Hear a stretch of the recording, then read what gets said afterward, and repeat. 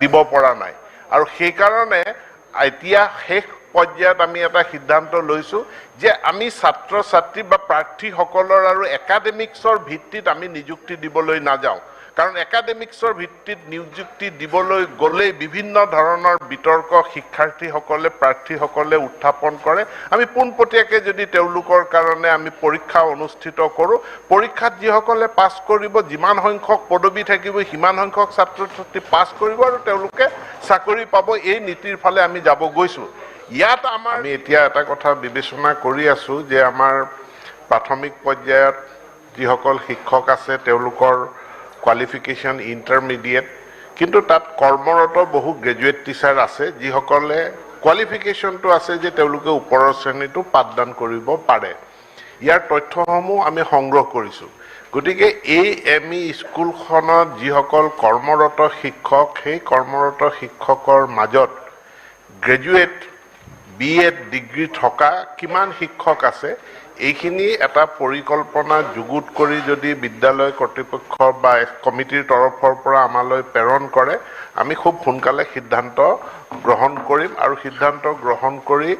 এনে অঞ্চলত যাতে যিখন এমই স্কুল আছে এমই স্কুলখনক উচ্চ মাধ্যমিক বিদ্যালয়লৈ যাতে উন্নীত কৰিব পৰা যায় তাৰ কাৰণে ব্যৱস্থা গ্ৰহণ কৰিম মই পুনৰবাৰ কৈছোঁ যে স্কুল কমিটিয়ে সোনকালে এক পৰিকল্পনা প্ৰস্তুত কৰি প্ৰেৰণ কৰিব লাগে ধন্যবাদ সেইখিনিকে কথাকে স্কুল কমিটিয়ে লিখিতভাৱে প্ৰেৰণ কৰক উচ্চ শিক্ষাত ভেঞ্চাৰ কলেজৰ সংখ্যা এতিয়া 38খন আছে সিনিয়ৰ সেকেন্ডাৰী 77খন ভেঞ্চাৰ হৈ আছে LP স্কুল 926খন ME স্কুল 889খন আৰু হাই স্কুল 679খন এতিয়ালৈকে ভেঞ্চাৰ হৈ আছে সৰ্বমুঠ গোটেইবিলাকে এটা সাৰ্ভে কৰিছিলে ড্ৰপ আউট টিচাৰলৈকে গোটেইবিলাক লগাই আসলতে শিক্ষা ক্ষেত্ৰত 19,717 জন শিক্ষক আসলতে এতিয়া বঞ্চিত হৈ আছে যদি আসলতে অসমৰ শিক্ষাখণ্ড ঠিক কৰিব লাগে তেতিয়াহলে এই 19,717 জন টোটেল গোটেই যিমানবিলাক নন প্ৰভিন্সিয়েলাইজ স্কুল আছে ভেঞ্চাৰ স্কুল আছে কলেজৰকে ধৰি এওঁলোকক যদি ৰেগুলাৰাইজ কৰি দিয়া যায় তেতিয়াহলে গোটেই বেমেজালিটো নাইকিয়া হৈ যায় দ্বিতীয়তে আমাৰ গোটেই শিক্ষাখণ্ড নট সাজেশন হেতু হেকয়ে কৈছো আৰু এটা বাক্য আমাৰ টিউটৰ মানে মাজতে টিউটৰ বুলি 4,537 জন মানুহক শিক্ষক নকৰি টিউটৰ কৰি দিলে টেট শিক্ষকসকলৰ 26,301 জন আৰু ষ্টেট পুলৰ 10,226 জন ইয়াত 50,000 ইয়াত হল 30,000 জন মান মানে ইফালে হল 19,000 আৰু ইফালে 30,000 মুঠতে 50,000 মান শিক্ষকৰ মানে সাংঘাতিক ধৰণৰ এটা সমস্যা হৈ আছে গতিকে মই অনুৰোধ কৰিম যে এই যিবিলাক ভেঞ্চাৰ স্কুল ভেঞ্চাৰ কলেজ এইবিলাকক প্ৰভিন্সিয়েলাইজ কৰিবৰ কাৰণে যে 19,717 জন শিক্ষক আৰু টিউটৰ 4,537 জনক টিচাৰ হিচাপে গণ্য কৰা আৰু টেট শিক্ষক আৰু ষ্টেট পুলৰ শিক্ষক এওঁলোকক যদি ৰেগুলাৰাইজ কৰি দিয়া যায় তেতিয়াহ'লে অসমৰ শিক্ষাখণ্ডৰ গোটেই অৰাজকতা নাইকিয়া হ'ব আৰু এইটো ব্যৱস্থা কৰিব না অধ্যক্ষ মহোদয় মাননীয় অধ্যক্ষ মহোদয় শিক্ষক শব্দটোৱে এনেকুৱা ইয়াৰ লগত ছাত্ৰ ছাত্ৰী সদায় জড়িত হৈ থাকে যদি ছাত্ৰ ছাত্ৰী নাই কোনো শিক্ষক হ'ব নোৱাৰে যদি ছাত্ৰ ছাত্ৰী নাই কোনো টিউটৰ হ'ব নোৱাৰে গতিকে যেতিয়া আমি তথ্য দিওঁ তথ্য দিয়াৰ লগে লগে আমি ছাত্ৰ ছাত্ৰীৰ তথ্যখিনিও আমি দিব লাগে এতিয়া এই আমাৰ প্ৰাদেশিকৰণ আইনৰ অধীনত বহু শিক্ষক শিক্ষয়িত্ৰীৰ পদ প্ৰভিন্সিয়েলাইজেশ্যন নহল তে কিয় নহল আইনখনতে লিখা আছে যে ছাত্ৰ ছাত্ৰী নাই কাৰণে বা প্ৰয়োজনীয় ছাত্ৰ ছাত্ৰী তাত নাই কাৰণে সেই বিদ্যালয়ৰ শিক্ষক শিক্ষয়িত্ৰীসকলৰ পদ প্ৰভিন্সিয়েলাইজেশ্যন কৰিব পৰা নহল আইনখনত অন্যান্য কিছুমান ব্যৱস্থা আছে যে 2006 চনটোৰ কথা আছে গতিকে গোটেইখিনি অধ্যয়ন কৰি চাই ইয়াক তন্নতন্নকে পৰীক্ষা কৰি চাই যিখিনি যোগ্য বিবেচিত হল যোগ্য বিবেচিত হোৱাখিনি প্ৰভিন্সিয়েলাইজ হৈ গল আৰু যোগ্য বিবেচিত নোহোৱাখিনি প্ৰভিন্সিয়েলাইজেশ্যন নহল এতিয়া মহাবিদ্যালয়ৰ ক্ষেত্ৰতো একেটা কথা যে মহাবিদ্যালয় এখনৰ কাৰণে তেওঁলোকে এটা ডিপাৰ্টমেণ্ট খুলিছে তাত কনকাৰেন্সৰ প্ৰয়োজন আছে তাত বিশ্ববিদ্যালয়ৰ অনুমোদনৰ এফিলিয়েশ্যনৰ প্ৰয়োজন আছে সেই যাৱতীয় তথ্যবিলাক চাই পেলেহে যিখিনি মহাবিদ্যালয়ক আমি প্ৰভিন্সিয়েলাইজ কৰিব পাৰিলোঁ তেওঁলোকক কৰা হ'ল যিখিনি কৰিব নোৱাৰিলোঁ সেইখিনি কৰা নহ'ল কিন্তু ইয়াৰ মাজত আমাক মহাবিদ্যালয়ৰ প্ৰয়োজন আছে এতিয়া এইবিলাকক ভেঞ্চাৰ মহাবিদ্যালয় বুলি কৈ দিয়ে কিন্তু আমাৰ কোনো ভেঞ্চাৰ বুলিতো তেনেকুৱা শব্দটো আইনগতভাৱে কোনো বিশেষ পঞ্জীয়নৰ বা আইনগতভাৱে স্বীকৃতিৰ তেনেকুৱা কোনো ব্যৱস্থাও নাই প্ৰাইভেট স্কুল গতিকে এই মহাবিদ্যালয়খিনিক আমি এতিয়া প্ৰাইভেট মহাবিদ্যালয় বুলিয়েই ধৰিম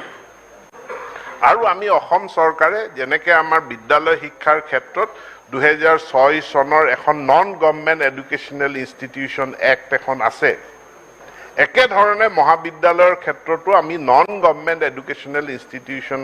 এক্ট এখন আমি অনাৰ কথা আমি গুণাগঠা কৰি আছোঁ বা আমি এই বিষয়টো আমি পৰীক্ষা কৰি চাই আছোঁ এতেকে ঘটনাটো এই পৰিসংখ্যাবিলাক বিভিন্ন সময়ত বিভিন্ন ধৰণে দিয়া যায় আৰু মই বিশেষভাৱে অনুৰোধ জনাম বিদ্যালয়ৰ ক্ষেত্ৰত যিসকলে এই প্ৰশ্ন উত্থাপন কৰে আজিকালি ভাৰত চৰকাৰে এটা ধুনীয়া এপ্লিকেশ্যন পৰ্টেল বনাইছে schoolgis.nic.in এই schoolgis.nic.in এইটোত লগ ইন কৰি চাই পেলাই আপোনালোকে যদি বিদ্যালয়সমূহ চাই দিয়াৰ লগে লগে গম পাব যে একোটা গাঁৱত বা এটা পঞ্চায়তত অতিৰিক্তভাৱে বিদ্যালয়ৰ প্ৰয়োজন আছে নে নাই সেই GIS মেপখনতে ওলাই যায় আৰু তাত বিদ্যালয়সমূহত ছাত্ৰ ছাত্ৰীৰ সংখ্যা কিমান আছে সেইটো গম পোৱা যায় আজি আমাৰ অসমত 50,000 বিদ্যালয় আছে 50,000 বিদ্যালয় আছে আজি ৰাতিপুৱা মই তথ্য লাভ কৰিছো ইয়াৰে 199তকৈ বেছি ছাত্ৰ ছাত্ৰী থকা বিদ্যালয়ৰ সংখ্যা কিমান 50,000 বিদ্যালয় ধৰি লওক আছে এই 50,000ৰ ভিতৰত 200তকৈ বেছি ছাত্ৰ ছাত্ৰী থকা বিদ্যালয়ৰ সংখ্যা কিমান only 10% only 5,500 বিদ্যালয়তহে 299তকৈ বেছি ছাত্ৰ ছাত্ৰী আছে বাকি সমূহ বিদ্যালয়ত ছাত্ৰ ছাত্ৰী কম এতেকে শিক্ষক নিযুক্তি শিক্ষক প্ৰভিন্সিয়েলাইজেশ্যন গোটেই বিষয়টো ছাত্ৰ ছাত্ৰীৰ অনুপাতৰ লগত সদায় সংযুক্ত হৈ মোৰ এই প্ৰশ্ন অতি গুৰুত্বপূৰ্ণ অসমৰ উচ্চ শিক্ষা কেন্দ্ৰ কৰি মোৰ এই প্ৰশ্ন আৰু এই প্ৰশ্নত আমি মূলতঃ অসমৰ উচ্চ শিক্ষা ক্ষেত্ৰখনত কোৱালিটি কেনেকুৱা চলিছে সেই বিষয়তে আমি জানিব বিচাৰিছিলোঁ মহোদয় আপুনি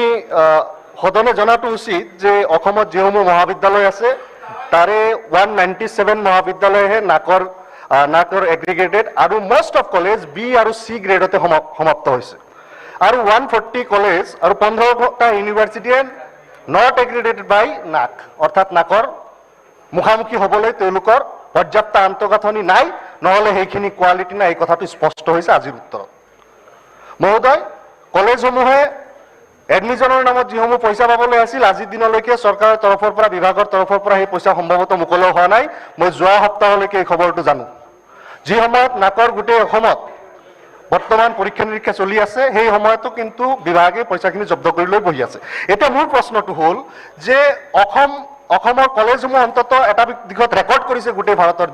ভিতৰত যে ড্ৰপ আউটৰ দিশত অসমৰ কলেজসমূহ দ্বিতীয় স্থানত আছে আৰু এই ক্ষেত্ৰত আমি সুধিছো যে কোৱালিটি কন্ট্ৰোল কৰিবলৈ কোৱালিটি এশ্বুৰ কৰিবলৈ ডিপাৰ্টমেণ্ট অফ হায়াৰ এডুকেশ্যনে কি কাম কৰি আছে তেওঁলোকে কৈছে ষ্টেট লেভেল কোৱালিটি এশ্বুৰেন্স সেলৰ জৰিয়তে তেওঁলোকে কৰি আছে মাত্ৰ 400খন কলেজ এই কলেজসমূহৰ কোৱালিটি এশ্বুৰ কৰিবলৈ ডিপাৰ্টমেণ্ট ফেইল হৈছে আৰু আজি ক'ব লাগে যে কেনেকুৱাকে আমাৰ মান কলেজৰ কলেজৰ কোৱালিটি এডুকেশ্যনৰ কোৱালিটিৰো আৰু ফিডবেকটো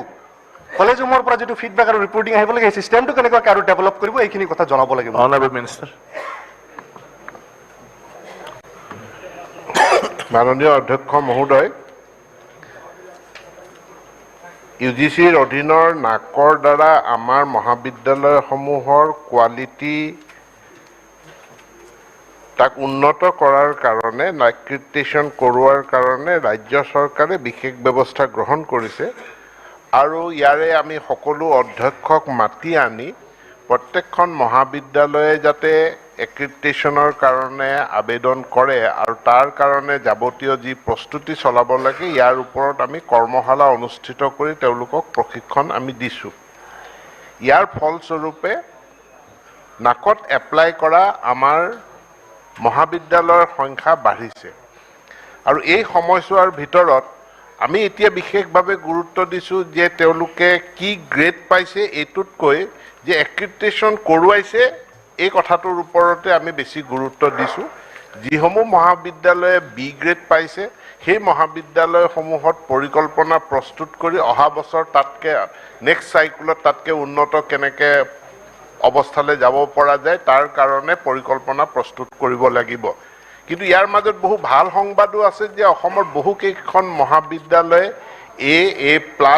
তেওঁলোকে গ্ৰেড পাইছে আৰু এই মহাবিদ্যালয়খন জিলিকি উঠিছে। আমাৰ জাগিৰোড মহাবিদ্যালয় আছে, সোণাপুৰ মহাবিদ্যালয় আছে, ধুবুৰীৰ BN মহাবিদ্যালয় আছে, যিবিলাক মহাবিদ্যালয়ৰ ফলাফল ভাল। 2021 চনৰ পৰা মহাবিদ্যালয়সমূহত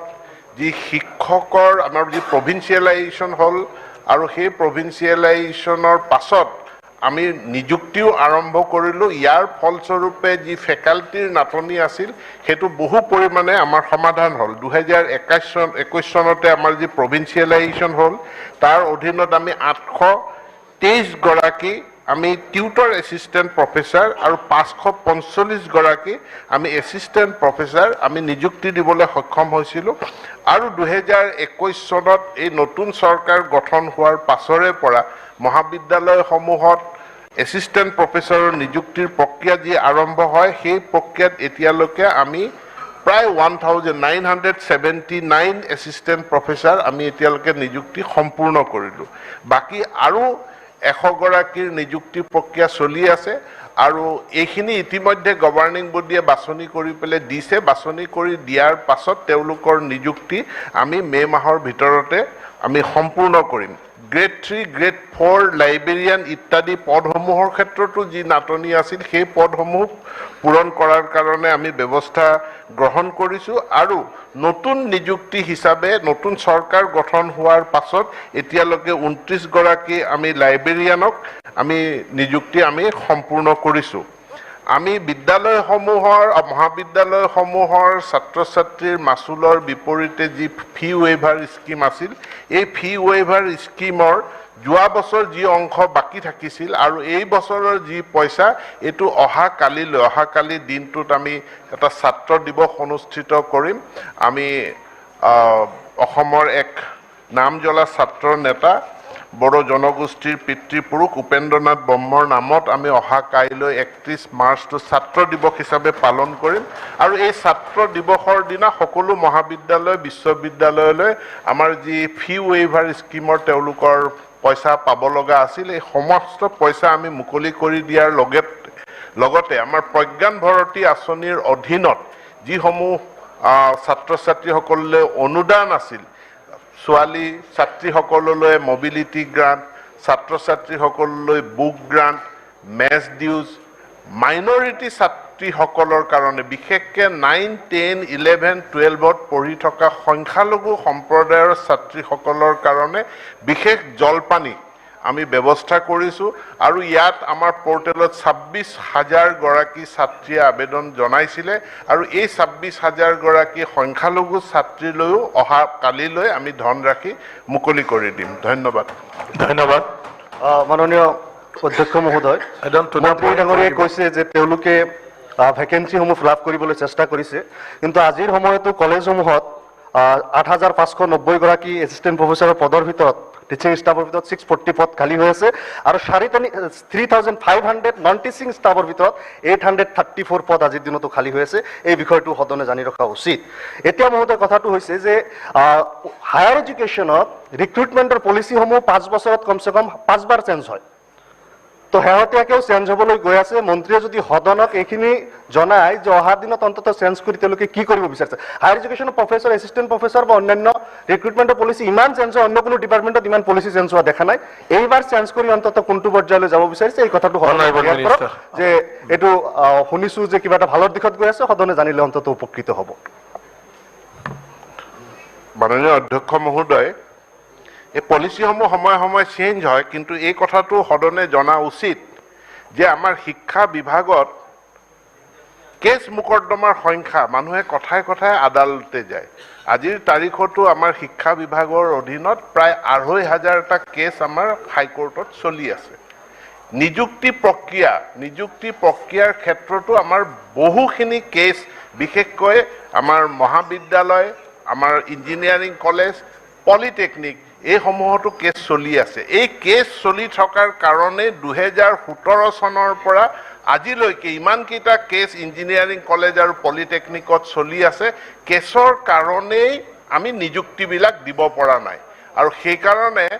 এতিয়া শেষ পৰ্যায়ত আমি এটা সিদ্ধান্ত লৈছোঁ যে আমি ছাত্ৰ ছাত্ৰী বা প্ৰাৰ্থীসকলৰ আৰু একাডেমিক্সৰ ভিত্তিত আমি নিযুক্তি দিবলৈ নাযাওঁ কাৰণ একাডেমিক্সৰ ভিত্তিত নিযুক্তি দিবলৈ গ'লেই বিভিন্ন ধৰণৰ বিতৰ্ক শিক্ষাৰ্থীসকলে প্ৰাৰ্থীসকলে উত্থাপন কৰে আমি পোনপটীয়াকৈ যদি তেওঁলোকৰ কাৰণে আমি পৰীক্ষা অনুষ্ঠিত কৰোঁ পৰীক্ষাত যিসকলে পাছ কৰিব যিমান সংখ্যক পদবী থাকিব সিমান সংখ্যক ছাত্ৰ ছাত্ৰী পাছ কৰিব আৰু তেওঁলোকে চাকৰি পাব এই নীতিৰ ফালে আমি যাব গৈছোঁ ইয়াত আমাৰ যিসকল এতিয়ালৈকে বৰ্তমান নিযুক্তি প্ৰক্ৰিয়া মহাবিদ্যালয়ৰ শিক্ষক শিক্ষয়িত্ৰীৰ ক্ষেত্ৰত আছিল যে গভাৰ্ণিং বডিয়ে সিলেকশ্যন কমিটি গঠন কৰে য'ত বিশ্ববিদ্যালয়ৰ প্ৰতিনিধি থাকে বিভিন্ন ছাবজেক্টৰ এক্সপাৰ্ট থাকে আৰু তেওঁলোকে বাছনি কৰি দিয়া প্ৰাৰ্থীকে অসম চৰকাৰে নিযুক্তি দিয়ে কিন্তু ইয়াত এটা সমস্যা হ'ল যে এজন উপযুক্ত প্ৰাৰ্থীয়ে একেটা সময়তে 5খন মহাবিদ্যালয়ত তেওঁ আবেদন জনায় আৰু তেওঁ 5খন মহাবিদ্যালয়তে নিৰ্বাচিত হোৱাৰ পাছত যিকোনো এখন মহাবিদ্যালয়ত তেখেতে যোগদান কৰে আৰু 4খন মহাবিদ্যালয়ত তেওঁ ৰিফিউজ কৰে তেওঁ যোগদান নকৰে এই যি 4খন মহাবিদ্যালয় য'ত প্ৰাৰ্থীগৰাকী নিৰ্বাচিত হৈছিল কিন্তু তেওঁ যোগদান নকৰিলে 4খন মহাবিদ্যালয়ে পুনৰবাৰ বাছনি পৰীক্ষাটো তেওঁলোকে বাছনিৰ প্ৰক্ৰিয়াটো আৰম্ভ কৰিব লাগে আকৌ তেওঁলোকে নতুনকৈ বিজ্ঞাপন প্ৰকাশ কৰিব লাগে এতেকে চৰকাৰে সিদ্ধান্ত গ্ৰহণ কৰিছে যে এটা চেন্ট্ৰেলাইজড ৰিক্ৰুটমেণ্ট বোৰ্ড হ'ব যি চেন্ট্ৰেলাইজড ৰিক্ৰুটমেণ্ট বোৰ্ডত এজন প্ৰাৰ্থীয়ে তেওঁ এবাৰেই এপ্লাই কৰিব আৰু তেওঁ যি নিৰ্বাচিত বিদ্যালয়ত তেওঁ পাব পোৱাৰ পাছত আমি বাৰে বাৰে এডভাৰটাইজমেণ্ট দি থকাৰ সমস্যাটো নহ'ব আজি মই সদনৰ জনাই দিব বিচাৰোঁ যে ইতিমধ্যে যিসমূহ বিদ্যালয়ে বিজ্ঞাপন প্ৰকাশ কৰিলে সেই যিসমূহ মহাবিদ্যালয়ে বিজ্ঞাপন প্ৰকাশ কৰিলে সেই মহাবিদ্যালয়সমূহক এই বাছনি প্ৰক্ৰিয়াটো আমি সম্পূৰ্ণ কৰিবলৈ গৈছোঁ তাত আমি আধাতে হস্তক্ষেপ নকৰোঁ গভাৰ্ণিং বডিৰ অধীনত যিসমূহ মহাবিদ্যালয়ে